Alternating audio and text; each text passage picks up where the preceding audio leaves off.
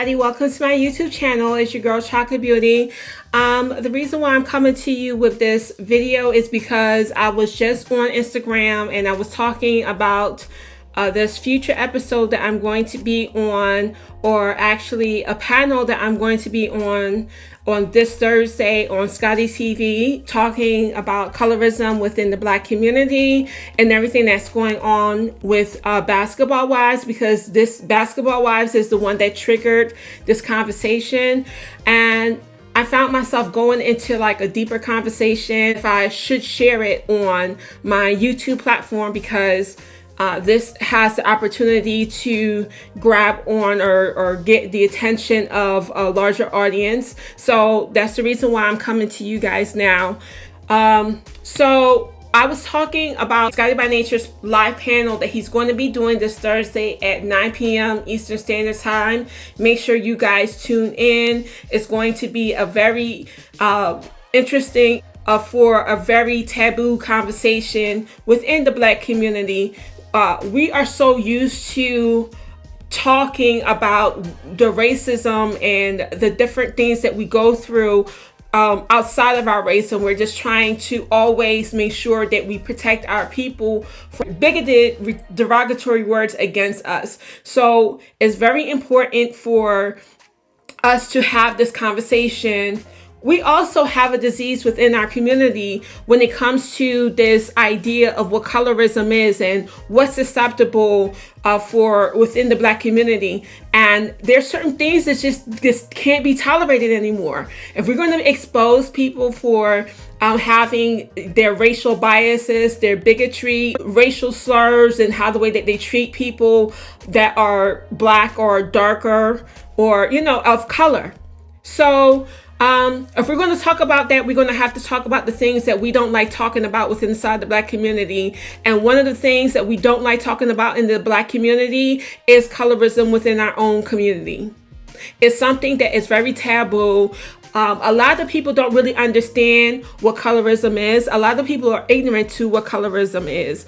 And a lot of the people who say, I am not a colorist, I don't believe in that, 90% of the time have colorist tendencies or tend to say colorist things. So I just want to open a conversation about this very topic on this platform. Now, I'm not going to get too much in depth in about how the way I feel about it, because I want to make sure that I save some of what I'm going to say for Scotty by Nature's live panel on Thursday. But one of the things that I do want to talk about is that a lot of people with inside the Black community don't like talking about these things and don't like shining a light on these things. They just don't know how to really deal with it.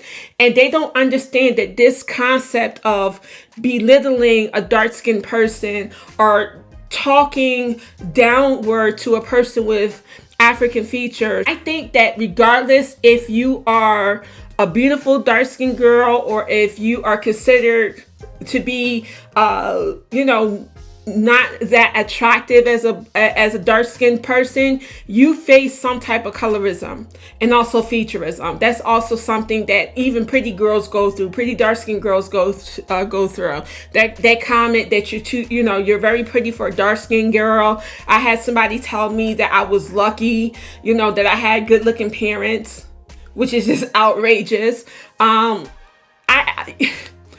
My point is that at one time, every dark-skinned person within the Black community has faced some type of experience colorism from their counterparts, even if it's supposed to be something that is not supposed to be an insult, but it's a backhanded compliment.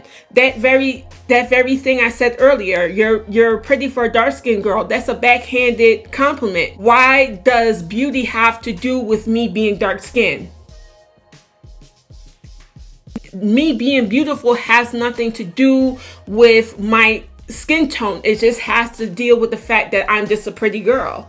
And it's just really hard to watch this season of Basketball Wives with everything that's going on with OG. We are at a place where everybody is making noise on the things that they're tired of happening with inside the community. They're tired of people being racist outside of us, outside of our community. We're tired of the conversation that it's okay to dismiss how a black person feels because we're less than.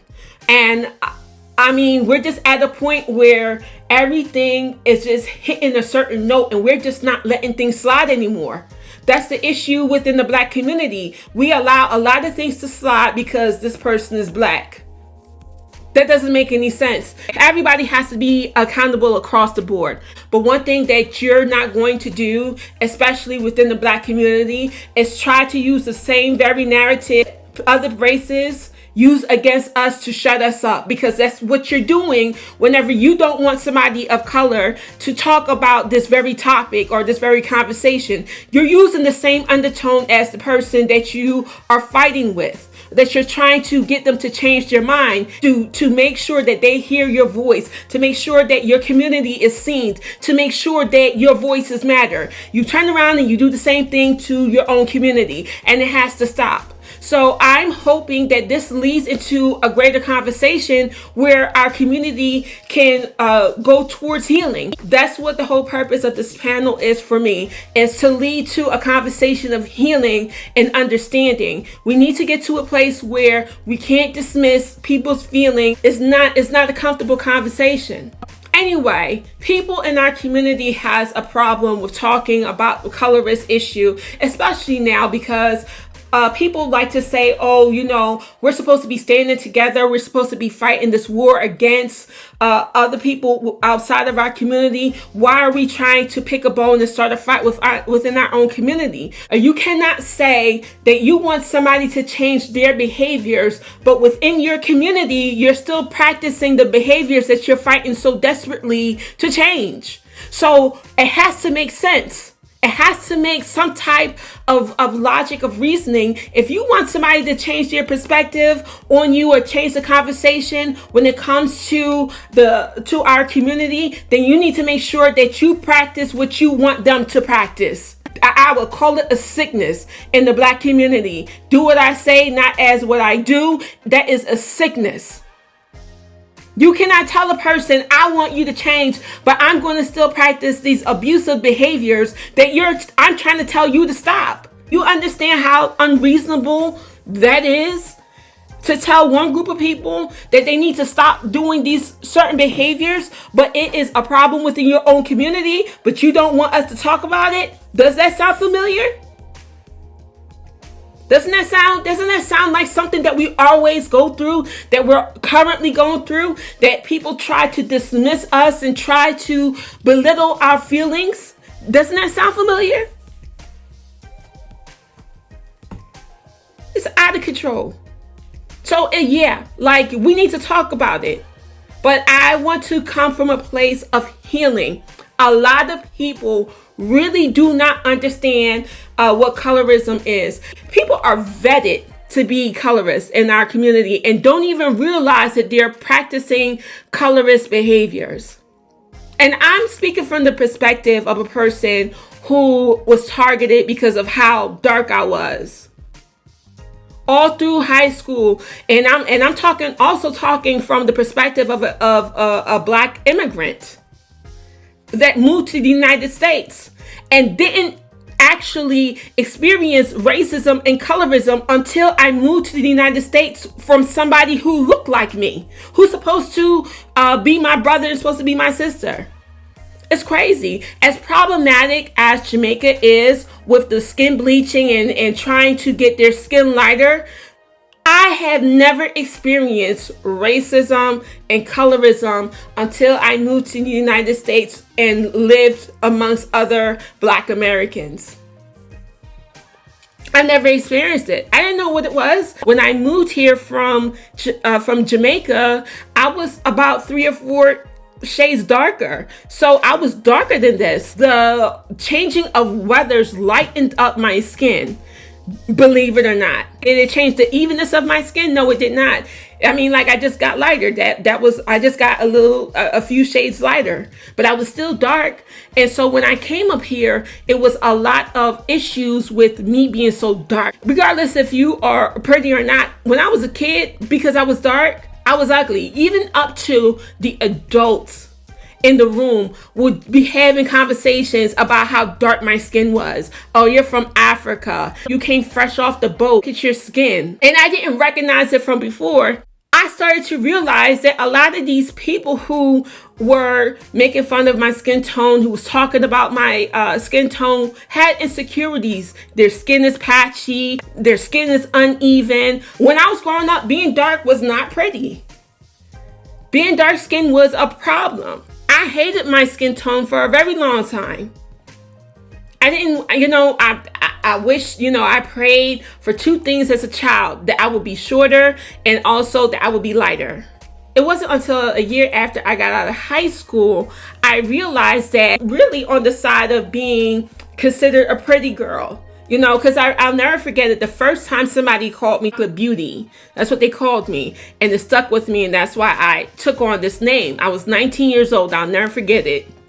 I was waiting for the bus to come. Anybody that's from Philly know that set the buses is tired and through.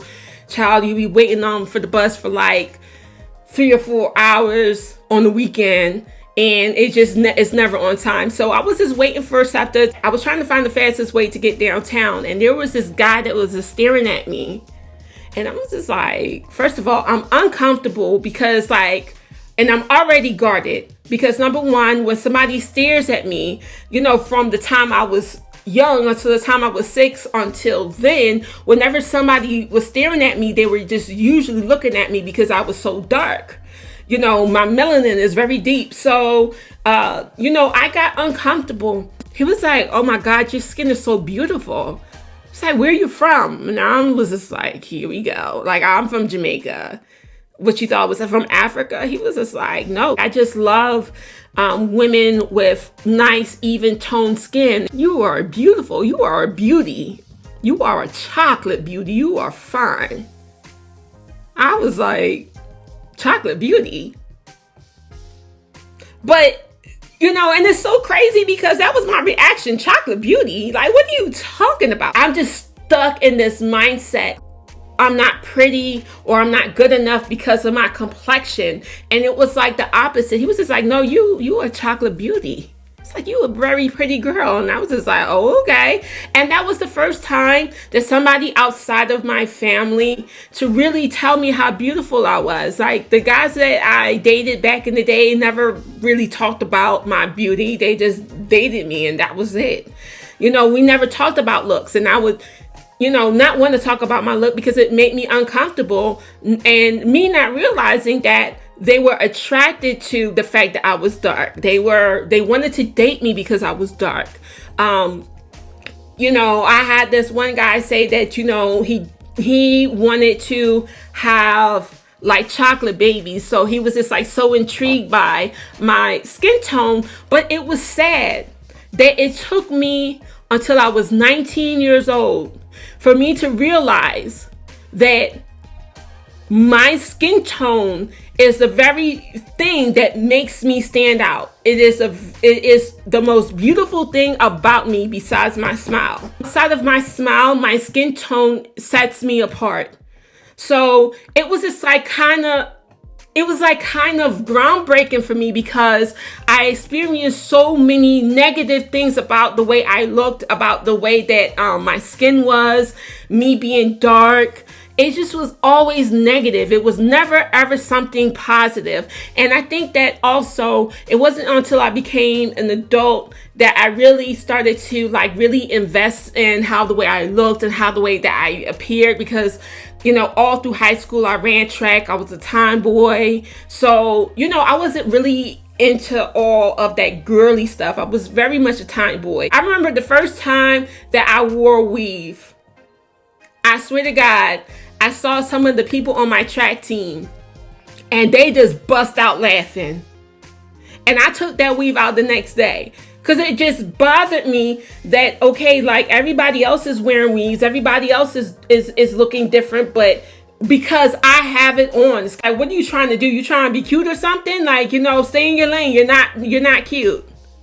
So I remember those things. This story is very true for a lot of dark-skinned women. If you didn't grow up in a household that really just didn't criticize the way that you look, as far as your skin tone, I grew up in a home that my skin tone actually made me stand out.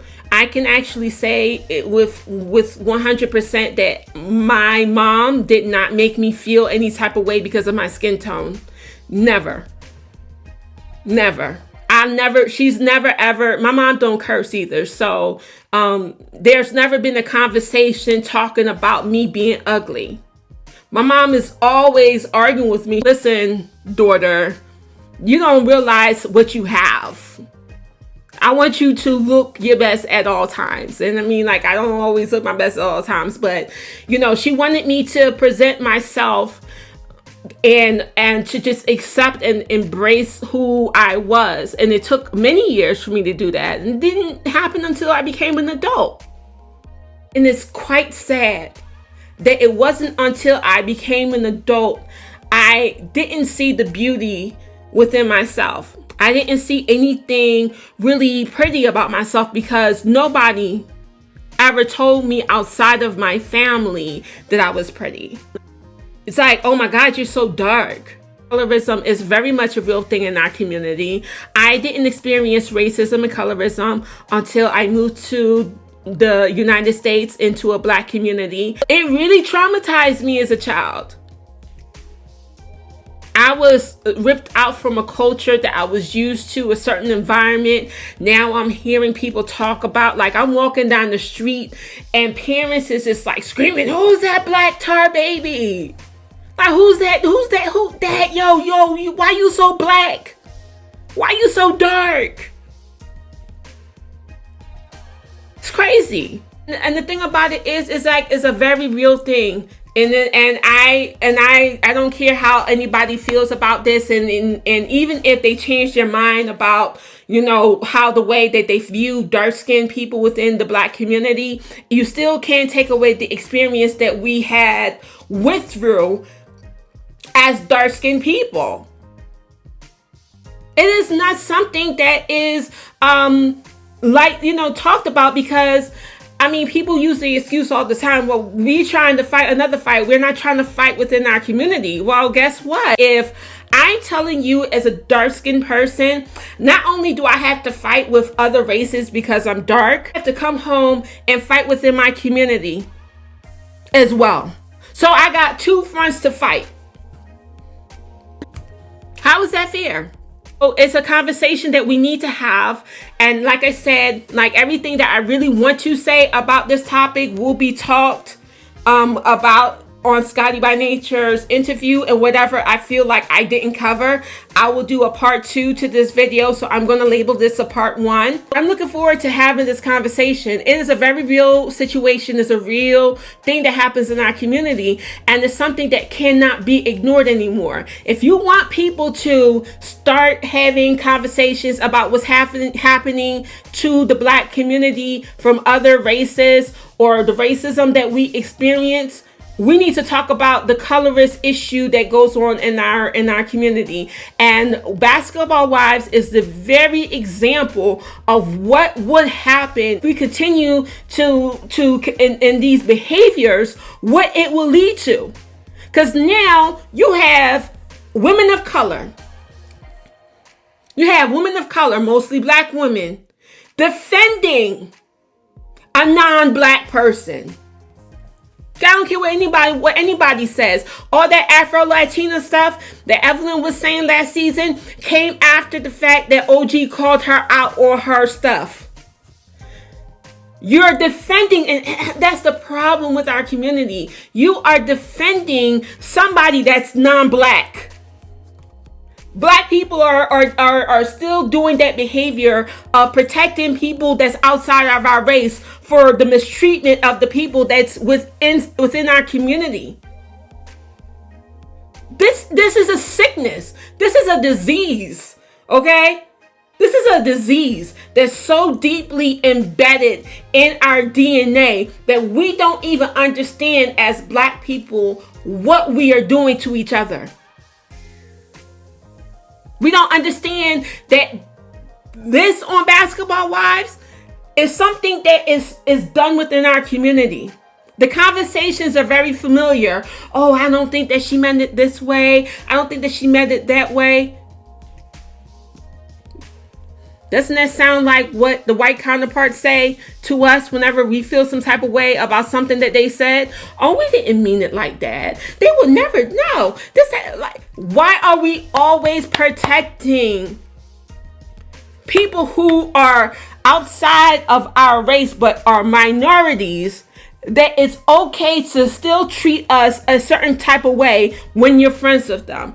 That type of behavior is unacceptable, period. Period. It's unacceptable. We just need to wake up. We need to wake up as a people.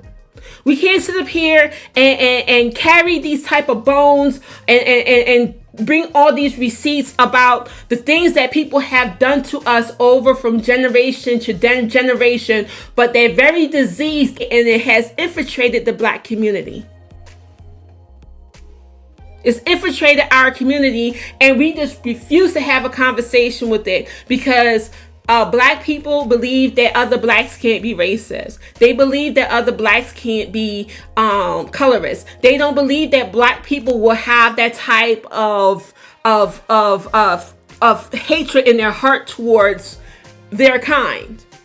And it's just like, do you not see how the way that dark-skinned people are treated? We're tired, and we're going to talk about it. So if you want to continue in this conversation, please make sure that you watch Scotty by Nature TV's live panel on Thursday, March 25th at 9 p.m. Eastern Standard Time. Let's come to talk about this as a community. Let's get to a place where we can stop fighting and heal. The whole purpose of this panel is to make sure that we come from a place of healing, that we not only call this out, but we try to find a way to heal this hurt, to get rid of this mindset, to abolish this type of narrative or conversation or put down to children. It is very important to us that the generation growing up now does not attack a child because they're darker, and that dark-skinned child does not feel inferior to their Black counterparts because they're darker. We need to start finding a way to heal from this. This is a disease. This is something that has that was embedded from slavery. Light-skinned people were in the house, dark-skinned people was out on the field. And we brought that separation and our alleged freedoms. And this is like, you don't understand that you're still not free. Thank you for watching my latest Chit Chat with Coco video. Hopefully, I'll see you next week.